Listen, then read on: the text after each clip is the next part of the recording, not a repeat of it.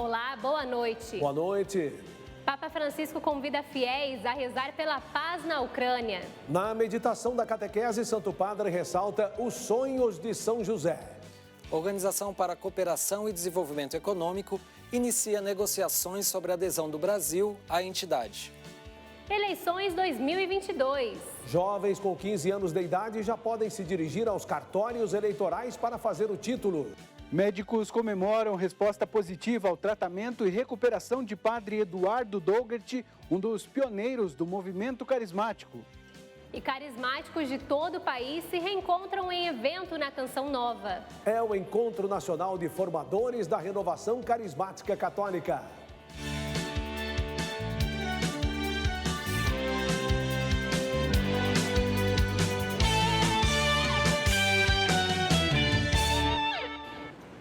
O Papa Francisco prosseguiu hoje com as reflexões sobre São José.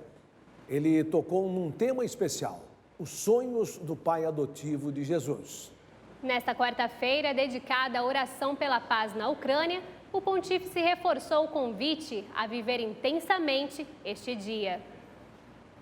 Francisco meditou sobre José como um homem sonhador. Explicou que na Bíblia os sonhos eram considerados um meio pelo qual Deus se revelava, ou seja, a vida espiritual, aquele espaço interior onde Deus nos fala. Mas destacou que no nosso interior não ouvimos só a voz de Deus, mas muitas vezes também é dos medos, da nossa história ou do maligno que quer nos confundir. E apresentou a experiência de José, que demonstrou cultivar o silêncio necessário e tomar as decisões justas diante da palavra que o Senhor lhe dirigia interiormente. Citando o primeiro sonho de José, quando o anjo pede para receber Maria como esposa, o Papa destacou que podemos aprender que mesmo quando tudo acontece fora dos nossos planos ou parece impossível de ser resolvido, Deus nos orienta. Rezar nestes momentos nos faz compreender, nos dá a intuição da via de saída. O Senhor não permite um problema sem nos dar a capacidade de enfrentá-lo. Anche l'aiuto necessario per affrontarlo. O Santo Padre também destacou a coragem de São José, que ao receber a revelação por sonho de que deveria fugir com Jesus e Maria, não hesita. Na vida, fazemos experiências de perigos que ameaçam nossa existência ou a de quem amamos. Nessas situações, rezar significa escutar a voz que pode fazer nascer em nós a coragem de José para enfrentar as dificuldades sem sucumbir. Senza soccombere. E, por fim, explicou que mesmo cultivando essa vida interior, não somos imunes ao medo. E assim como José, que por medo escolheu um outro caminho, nós também somos direcionados por Deus, mesmo quando estamos amedrontados. O poder da oração ilumina as situações sombrias. Nelle situazioni di buio. Francisco pediu por aqueles que estão desanimados da oração, sem esperança, mas fez também um pedido especial pelos pais, apresentando tantos sofrimentos enfrentados por eles. Pediu que, diante de tantos conflitos com os filhos, que eles não desanimem, não desistam e não os condenem.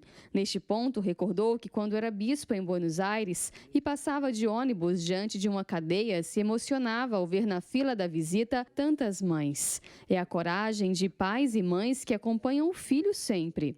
Francisco ensinou que esta é uma verdadeira oração, ou seja, que não se resume a um gesto abstrato ou intimista. A oração está indissoluvelmente ligada à caridade, ressaltou. Legata alla carità. E após ter explicado sobre a oração, o Papa Francisco recordou um pedido que fez no último domingo, durante o Ângelus, para dedicar o dia de hoje à intercessão pela paz na Ucrânia. Disse para pedirmos com insistência ao Senhor para que a fraternidade e o diálogo superem a divisão naquele país. O Papa também fez um forte apelo para que não nos esqueçamos da tragédia que foi o Holocausto. Pediu às famílias e educadores que promovam nas novas gerações a consciência do horror desta página escura da história. Amanhã é o chamado Dia da Memória, porque se celebra os 76 anos da libertação do campo de extermínio de Auschwitz-Birkenau. Francisco disse que é necessário lembrar o extermínio de milhões de judeus e pessoas de diferentes nacionalidades e religiões. Essa crueldade indescritível não deve mais se repetir. Questa indicibile crudeltà. No final da catequese, o Santo Padre saudou novamente a polonesa Lídia, que sobreviveu ao campo de concentração de Birkenau. O Papa estava sentado numa cadeira e, com bom humor, explicou aos fiéis o motivo. Diz que estava com um ligamento do joelho inflamado e, por causa desta dor, ele não passaria entre os fiéis, mas ficaria sentado para receber as saudações. E brincou: dizem que este é um problema que dá nos mais velhos e eu não entendi por que aconteceu comigo. Ai vecchi non so perché è arrivato a me, ma non so. Um encontro do presidente da Rússia com grandes empresários italianos gerou divergências por causa da tensão com os países ocidentais. Quem tem as informações atualizadas é a nossa correspondente em Nova York, Priscila Rodrigues. Hoje, o presidente da Rússia, Vladimir Putin, se reuniu com representantes de grandes empresas italianas. O encontro virtual gerou grande polêmica por causa do momento de tensão dos países ocidentais e a possibilidade de que Moscou invada a Ucrânia, dando início a uma nova guerra. Segundo o porta-voz do Kremlin, Dmitry Peskov, a reunião não teve nada a ver com o que está acontecendo na Ucrânia e as sanções contra a Rússia, e que esses encontros são de natureza sistemática. Embora o presidente Vladimir Putin negue planejar uma ação militar contra a Ucrânia, cresce o número de soldados nas proximidades da fronteira, inclusive com treinos militares. Após ameaças do presidente Joe Biden de fazer sanções pessoais ao presidente da Rússia, o governo respondeu que qualquer medida contra Putin seria politicamente destrutiva, mas não dolorosa. O presidente da Ucrânia, Volodymyr Zelensky, continua a exortar a população a manter calma e que tudo está sob controle. Ontem, em entrevista coletiva, Biden disse ser muito difícil ler o presidente russo, mas já deixou em alerta cerca de 8.500 soldados americanos caso Vladimir Putin decida iniciar o combate armado. De Nova York, Priscila Rodrigues para o Canção Nova Notícias. A gente muda de assunto agora para falar da recuperação do padre Eduardo Dougert, Padre Eduardo Dougert, um dos pioneiros da renovação carismática no Brasil. Quem tem as informações atualizadas para a gente é Rodrigo Luiz, lá em São Paulo. Rodrigo, boa noite, bem-vindo mais uma vez.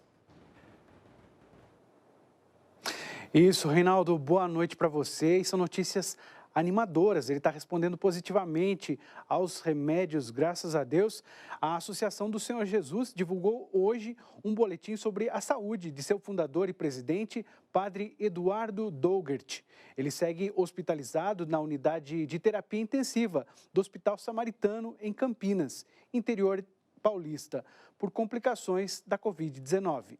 Segundo o boletim médico, o padre Eduardo Dougert passou bem nas últimas 24 horas, apresentando um quadro estável. Os médicos estão comemorando sua resposta ao tratamento. Segundo eles, é reflexo dos medicamentos utilizados até o momento. Sua resistência física tem sido um fator positivo para o combate ao vírus. Tudo se torne para o bem daqueles que amam a Deus.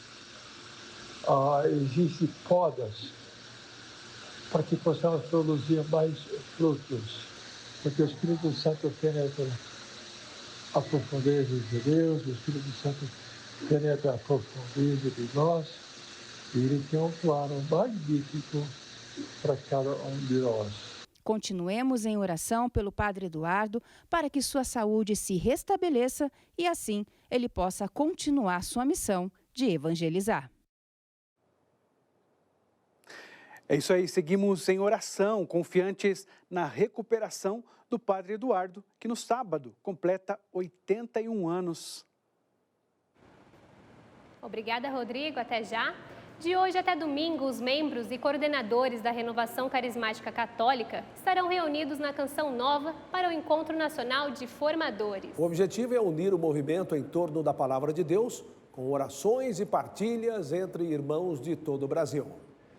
Tarciana e Gilmário estão casados há 8 anos e já vivenciaram muitas experiências dentro da Renovação Carismática Católica. No Encontro Nacional de Formação deste ano, eles estão em busca do novo de Deus para seguirem perseverando na caminhada ministerial. Muitas pessoas, infelizmente, se afastou da igreja, esfriou na fé. Então, eu acredito que esse ENF que vai acontecer esse ano vai ser um renovar, vai ser um roar novo do Espírito Santo. É isso que eu acredito e quero levar para a minha realidade, né? Levar para a cidade do Rio de Janeiro. Gilmar, inclusive, há 28 anos teve a experiência do batismo no Espírito Santo. Mesmo tendo participado de vários encontros ao longo dos anos, o carioca segue aberto para aprender mais sobre a igreja e, por consequência, amá-la. É maravilhoso poder aprofundar e conhecer mais da graça de Deus, essa experiência que todo dia o Senhor renova na vida da gente com a renovação carismática católica e o derramamento do Espírito Santo na vida da gente. Enfim, o povo de Deus está de volta à Canção Nova para participar do ENF 2022. A semana promete aqui em Cachoeira Paulista. Muitos momentos de oração, partilha e fraternidade entre os membros do movimento. E o credenciamento é a primeira parte para que tudo aconteça da melhor maneira possível. Enquanto o casal do início da reportagem acumula experiência, a jovem Tati Ellen terá pela primeira vez a oportunidade de participar do ENF.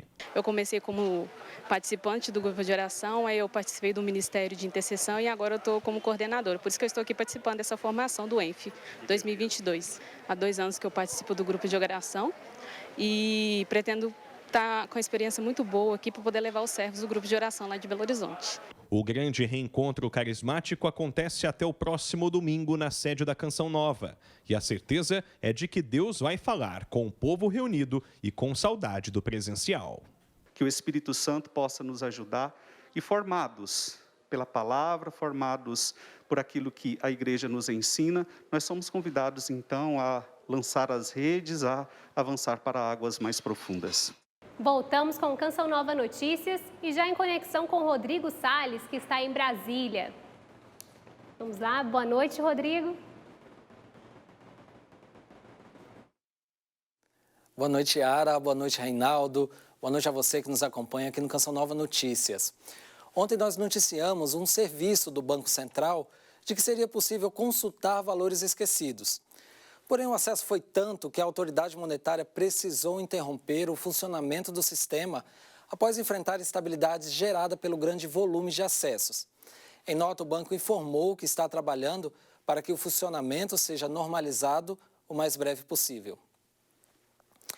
A Organização para a Cooperação e Desenvolvimento Econômico, OCDE, aprovou o convite para a entrada do Brasil na entidade. A organização reúne as nações mais desenvolvidas do mundo. Para se tornar um membro efetivo, o país precisa cumprir uma série de exigências. O processo para a entrada do Brasil na Organização de Desenvolvimento Econômico, a OCDE, começou na década de 90 e ganhou força depois dos Estados Unidos apoiarem a indicação do país para a organização em 2020. Fazer parte do conhecido Clube dos Ricos, que reúne 38 nações, pode atrair investimentos internacionais para o país. Mas o ingresso no grupo exige a adoção de 250 instrumentos normativos.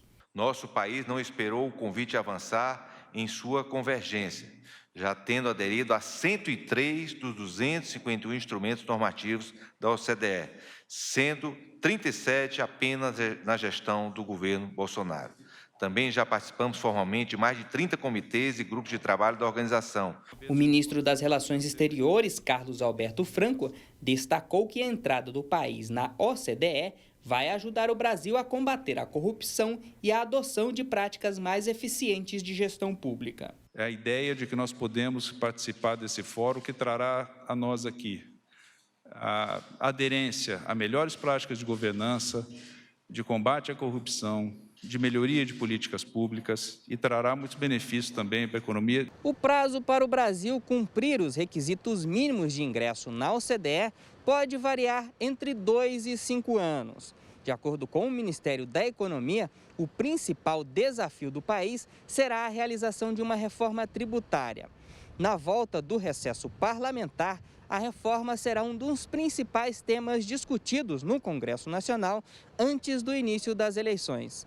Para o ministro da Economia, Paulo Guedes, a concretização do convite é um reconhecimento da grandeza do Brasil perante o mundo. Esse processo de acesso à OCDE é o reconhecimento de que nós somos um grande país. Nós já estávamos como uma grande potência emergente nos BRICS, Brasil, China, Índia, América do Sul. Nós já estávamos no G20, como uma das grandes economias do mundo, mas nos faltava essa dimensão. Os governos da Argentina, Bulgária, Croácia, Peru e Romênia também receberam convites oficiais para se tornarem membros efetivos da OCDE. Hoje, 26 de janeiro, é o dia da gula. Este pecado trata de quem come e bebe demais, mesmo que já satisfeito pelo simples prazer. A gula também está ligada aos fatores psicológicos e à saúde. Comer é bom demais, né? Quem não gosta? Mas é preciso ficar atento. Comer demais pode representar vários sinais negativos para a saúde, como, por exemplo, desenvolver uma compulsão alimentar, que é considerado um distúrbio caracterizado pela ingestão exagerada de alimentos.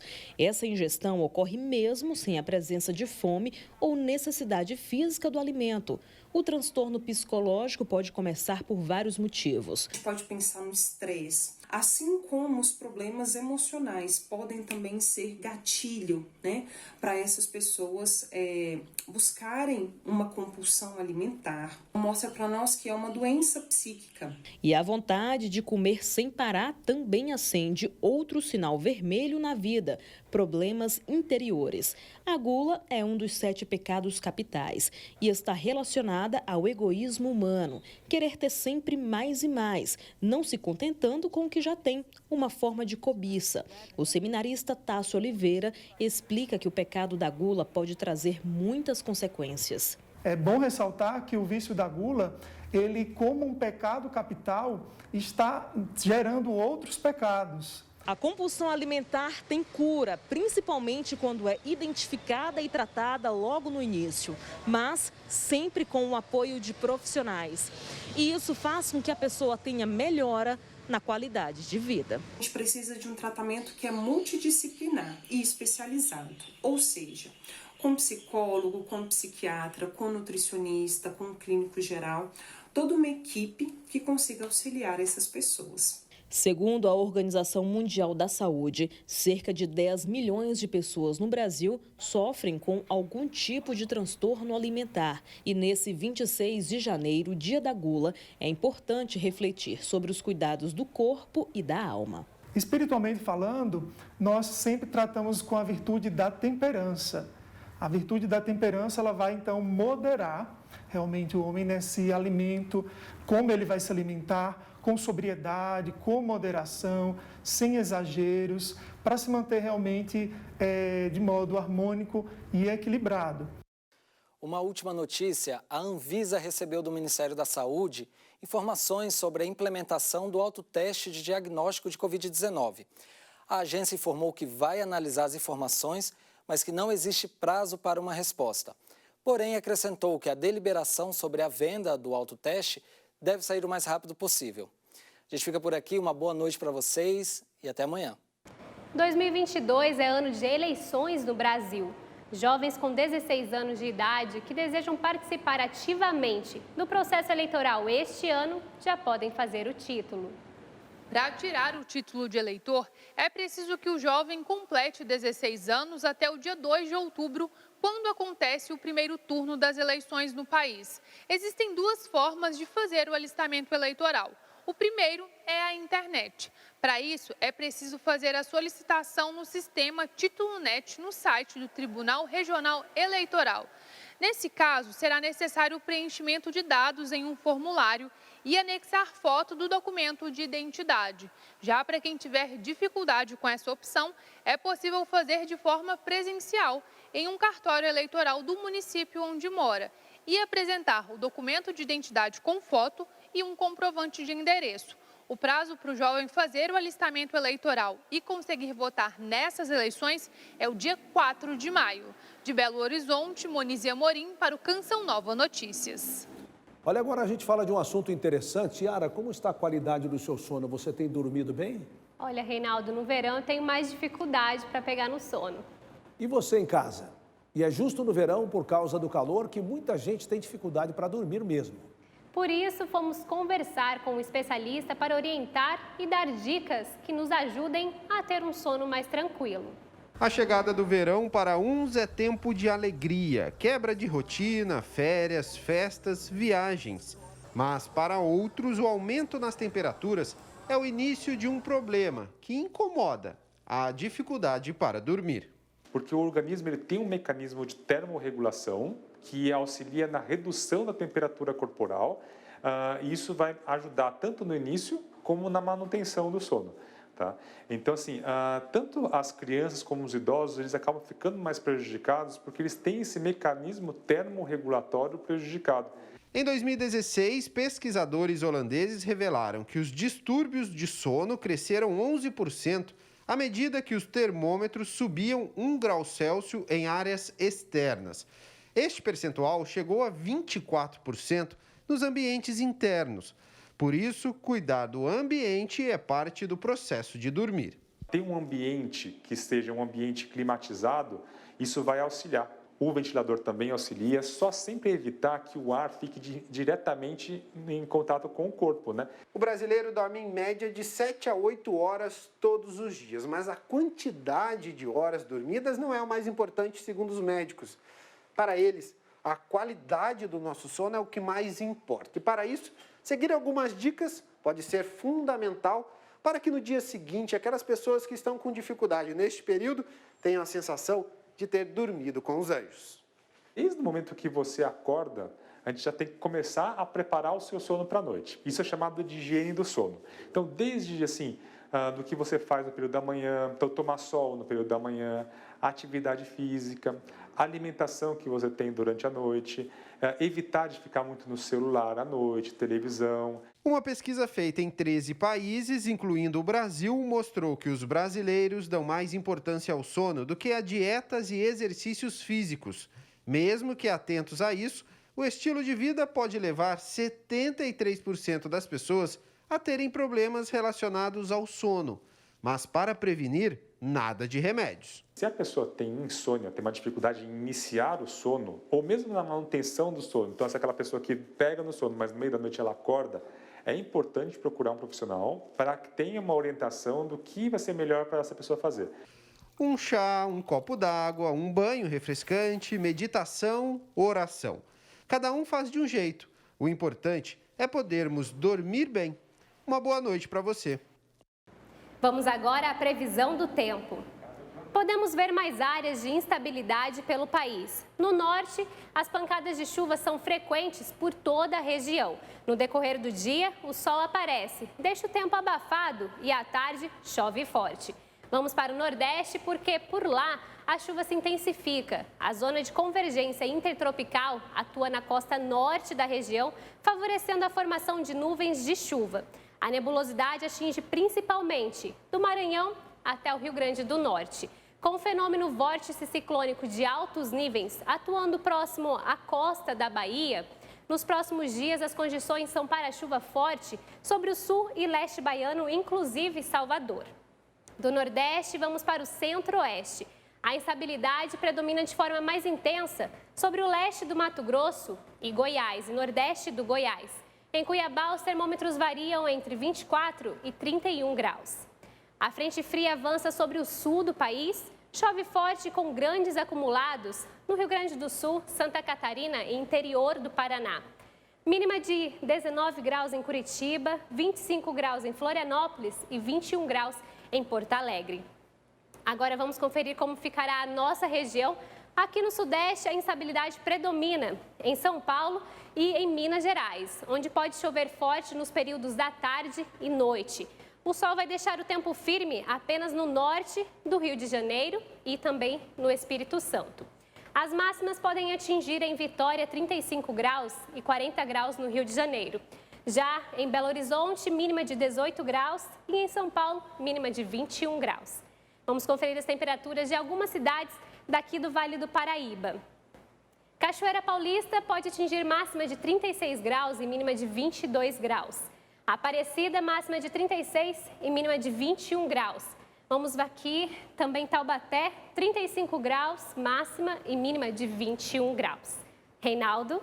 Agora para falar de esporte, porque o Brasil segue invicto nas eliminatórias e já tem vaga garantida para a Copa do Mundo do Catar. Nós voltamos a São Paulo com o Rodrigo Luiz. Rodrigo. Isso aí, Reinaldo. Boa noite. Hoje a seleção encerrou em Quito a preparação para a partida contra o Equador pelas eliminatórias da Copa do Mundo. O jogo está marcado para amanhã. Nesta tarde, o técnico Tite comandou o último treino e encerrou a preparação para o duelo que acontece amanhã, às 6 da tarde, no estádio Rodrigo Paz Delgado. A partida será sem público, devido às restrições impostas pela Covid-19. A provável escalação contará com algumas novidades. Devem ir a campo Alisson, Emerson, Éder Militão, Thiago Silva e Alexandro, Casemiro, Fred e Coutinho, Vini Júnior, Rafinha e Matheus Cunha. Ontem, a seleção brasileira realizou o primeiro treino do ano. Antes da atividade, o volante Casemiro, do Real Madrid, falou com a imprensa. Que queremos chegar forte na Copa do Mundo, mas se tratando de Copa do Mundo, mas Brasil se trata de jogo a jogo, né? Já tem que pensar primeiro, não adianta nós estar pensando na Copa do Mundo, mas de fazer um bom trabalho contra o Equador. O Brasil lidera as eliminatórias de forma invicta, com 35 pontos, e já está classificado para a Copa do Mundo do Catar, que acontece entre os dias 21 de novembro e 18 de dezembro deste ano. Mudando de assunto, porque as comemorações do aniversário da cidade de São Paulo não param. Uma exposição na Catedral da Sé mostra a memória afetiva dos paulistanos em diferentes quadros. Pinturas em aquarela de diferentes locais da cidade de São Paulo. A exposição Memória Paulistana, que existe desde 2004, está na Catedral da Sé. O interesse em trazer a mostra de quadros para o local veio do arcebispo metropolitano cardeal Dom Odilo Pedro Scherer. Eu estava expondo no Instituto Histórico e Geográfico de São Paulo, quando Dom Odilo esteve lá. Ele visitou então a exposição e observou que tinha muitas igrejas na exposição, algo que ele ainda não havia visto. Então nós conversamos e trouxemos a exposição aqui para a Catedral da Sé. A exposição também traz diferentes épocas da cidade de São Paulo. Essa imagem aqui é da igreja construída no local da Catedral da Sé em 1880. E aqui a construção atual. De despertar o pertencimento, resgatar os valores humanos, os valores históricos, despertar nas pessoas o interesse em conhecer o patrimônio cultural que a cidade oferece. E essa relação de pertencimento se reflete em cada obra que vai trazendo a lembrança dos diferentes cantos conhecidos de São Paulo. Mosteiro de São Bento, Pátio do Colégio, teatros e esquinas famosas da cidade. Para as pessoas que visitam a exposição, sempre tem uma obra que toca mais fundo, porque lembra um momento, uma passagem, uma pessoa, mexe com o afetivo. A exposição fica até o dia 6 de março na Catedral. As obras estão à venda e parte do dinheiro será revertido para a igreja. Entre um passo e outro diante dos quadros, Moisés não esconde as lágrimas. As imagens trouxeram a lembrança do centro de São Paulo, local que trabalhou por muitos anos e da cidade que o acolhe. Eu via os lugares quando eu passava, tá tudo nítido, parece que não mudou nada, Está tudo perfeito. Isso aí, olha, e vale lembrar que essa visita ela é grátis. Antes de encerrar a nossa participação aqui em São Paulo, a gente fala de combustível que mexe muito no bolso do consumidor.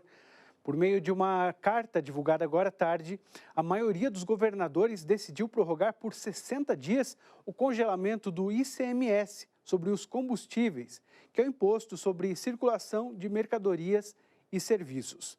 Eles cobram do governo federal a revisão da política de preços praticada pela Petrobras. Adotado em outubro, o congelamento do ICMS iria valer até 31 de janeiro, portanto, até a próxima segunda-feira. Voltamos com vocês. Obrigada, Rodrigo. Até amanhã. Reinaldo, vamos falar sobre fé e cultura? Vamos, é sempre bom, né, Yara? No Museu de Israel e no Terra Santa Museu estão expostos alguns objetos da época bizantina que os peregrinos levavam para casa como lembranças. Cruzes, anéis, medalhões e pulseiras, mas também frascos contendo óleo santo para serem trazidos da Terra Santa para casa como lembranças. No Museu de Israel, em Jerusalém, estão expostos objetos dos primeiros peregrinos na Terra Santa, da época bizantina, expressão de uma devoção não muito distante da de nossos dias. Tocar a santidade dos lugares e trazer consigo algo para compartilhar no retorno. In the 4th century,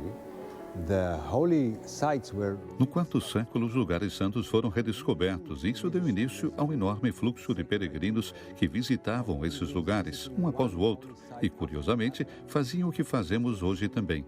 Compravam lembranças para levar para casa. They buy souvenirs and collect souvenirs and bring them home. Naquela época, como hoje, as lembranças estavam ligadas aos lugares visitados. A Anunciação em Nazaré, a Natividade e a Adoração dos Reis Magos em Belém, enquanto as reproduções da Crucificação e Ressurreição eram encontradas em maior número nas lojas de Jerusalém. Tocar a santidade desses lugares também significava levá-lo com você e, uma vez de volta para casa, compartilhá-lo com amigos e familiares que não puderam vir. Seguimos os passos dos peregrinos e chegamos ao Terra Santa Museu. Frei Eugênio Eliata, arqueólogo e diretor do museu, nos dá as boas-vindas. Para os cristãos, as lembranças religiosas têm um nome especial, pelo menos as antigas. Elas são chamadas de eulogia, que significa bênção. Esses objetos devem lembrar os lugares santos e levar consigo uma bênção de Deus para o resto da vida.